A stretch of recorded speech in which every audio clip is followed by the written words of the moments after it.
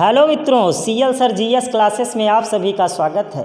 पुनः सीएल चौधरी आपके बीच में उपस्थित एक नई क्लास के साथ। इसके पहले हम लोग क्या कर रहे थे, संघ विधान मंडल पर हम लोग चर्चा कर रहे थे और संघ विधान मंडल में हम राज्यसभा और लोकसभा के बारे में अध्ययन किया था। आज हम लोग अध्ययन करने जा रहे हैं संसद में विधि निर्माण की प्रक्रिया। बहुत महत्वपूर्ण है। इसे आप पूरा सिस्टम जब समझ लेंगे तो सारी चीज़ें आपको आसान लगने लगेंगी। आज का जो टॉपिक है क्या है, संसद में विधि निर्माण की प्रक्रिया। विधि निर्माण की प्रक्रिया, इसको पढ़ेंगे और कैसे संसद में कानून बनता है उसके बारे में हम बात करेंगे। और विधेयक, कितने प्रकार के विधेयक होते हैं। विधेयक का मतलब कानून।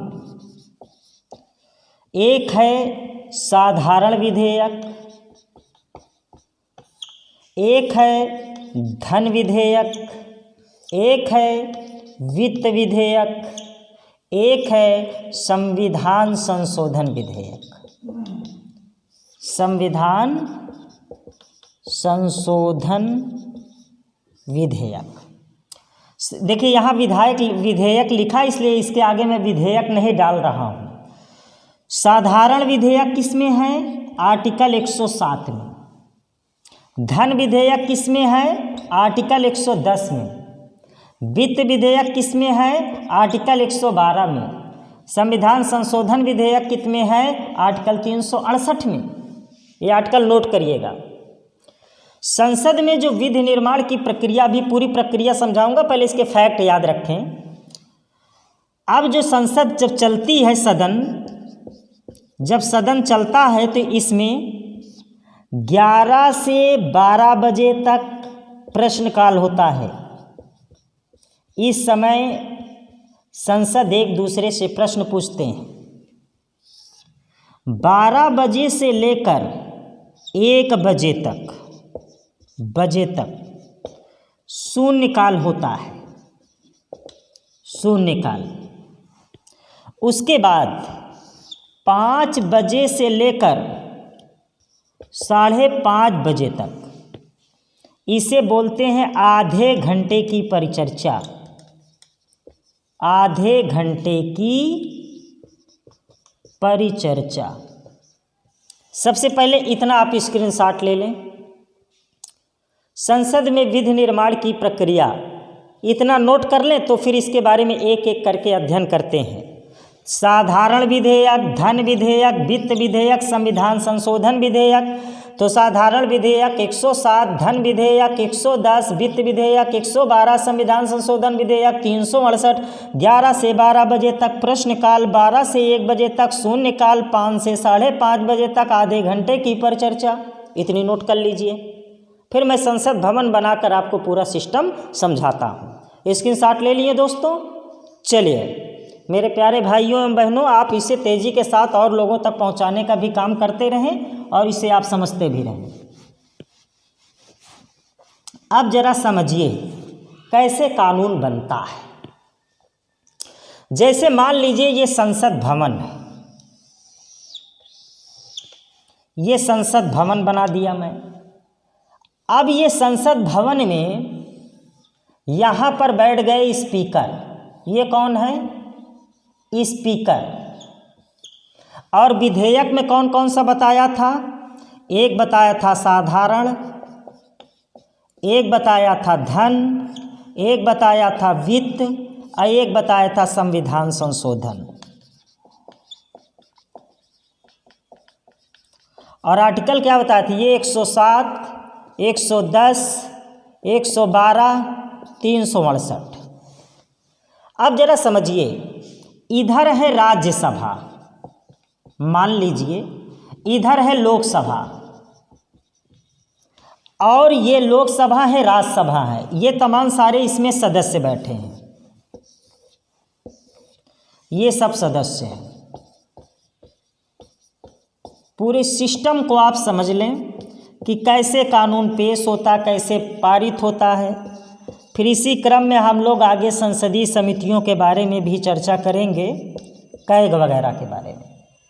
अब जरा समझिए, ये संसद भवन बन गया, ये कौन है? लोकसभा स्पीकर। तो इस समय लोकसभा स्पीकर कौन है? ओम बिरला, ओम बिरला।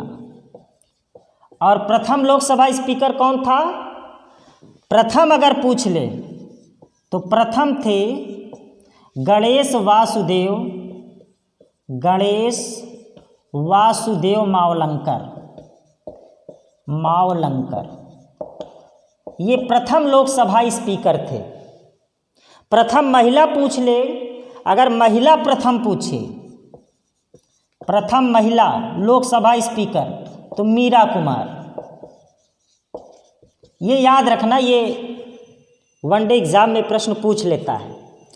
तो वर्तमान में लोकसभा स्पीकर ओम बिरला, प्रथम गणेश वासुदेव मावलंकर, और प्रथम महिला जो है लोकसभा स्पीकर मीरा कुमार। ये आपका क्या बना है? राज्यसभा, ये लोकसभा, ये साधारण विधेयक है। तो साधारण विधेयक यहाँ मान लीजिए टॉप पे हैं, ये आपके राष्ट्रपति, प्रेसिडेंट ऑफ इंडिया, ये राष्ट्रपति हैं।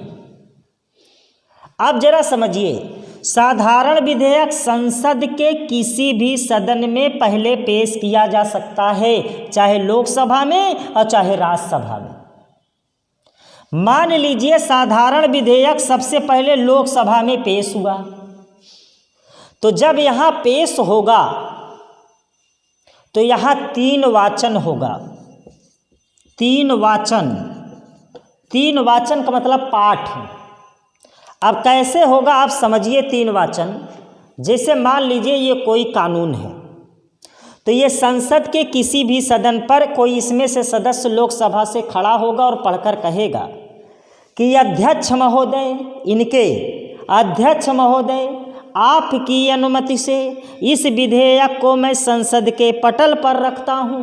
पटल मतलब डेस्क, रख दिया। फिर उठाएगा और फिर पढ़ेगा कि अध्यक्ष महोदय, मैं आपकी अनुमति से इस विधेयक के खंड और उपखंड को पढ़कर सुनाता हूँ। फिर सुनाएगा, अध्यक्ष महोदय, यह कानून महिला सशक्तिकरण से संबंधित है। यदि किसी महिलाओं का शोषण किया जाता है तो उसे 10 साल की सज़ा देना चाहिए, उसकी आंखें निकाल लेना चाहिए। ऐसे 3-4 कानून का प्रावधान है। उसके बाद एक एक प्रतिलिपि इसमें बंटकर सबके कंप्यूटर स्क्रीन पर सदन में लोकसभा में पहुंच जाएगा। सब इस कानून पर पढ़ेंगे, विचार करेंगे, विमर्श करेंगे कि कानून सही है कि नहीं। तो कुछ कहेंगे नहीं 5 साल करो, कोई कहेगा 2 साल करो। अब मान लो कि ये कानून यहाँ से पास हो गया। तीसरा वाचन वाक्य शुद्धियों से संबंधित, पहला पटल पर रखा जाएगा, दूसरे वाचन में खंड उपखंड पे बात होगा और तीसरे में वाक्य शुद्धियाँ होंगी। और ये फिर दूसरे 108 के तहत, अनुच्छेद 108 के तहत राज्यसभा में प्रेषित हो जाएगा। यहाँ भी 3 वाचन होंगे, वही प्रक्रिया होगा।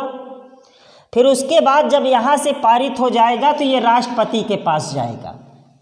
साधारण विधेयक की बात हो रही है, इसे ये 6 माह तक रोक सकती है, इससे अधिक रोकेगी तो पारित मान लिया जाएगा।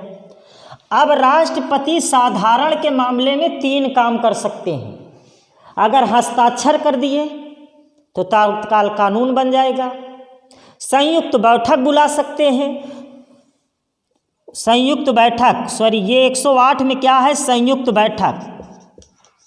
संयुक्त बैठक का मतलब दोनों सदन को एक साथ बैठा सकते हैं। अब जरा समझिए कि राष्ट्रपति चाहे तो इस पर साइन करके पारित कर दे, या तो पुनः, और राष्ट्रपति के पास अनुच्छेद 11 के तहत जाएगा और 109 के तहत इसमें आएगा। पूरी प्रक्रिया समझ लीजिए। साधारण विधेयक 107 में है, लोकसभा में पारित हो गया, 109 के तहत राज्यसभा में आ गया, 111 के तहत राष्ट्रपति के पास चला गया। राष्ट्रपति हस्ताक्षर कर देंगे तो कानून बन जाएगा।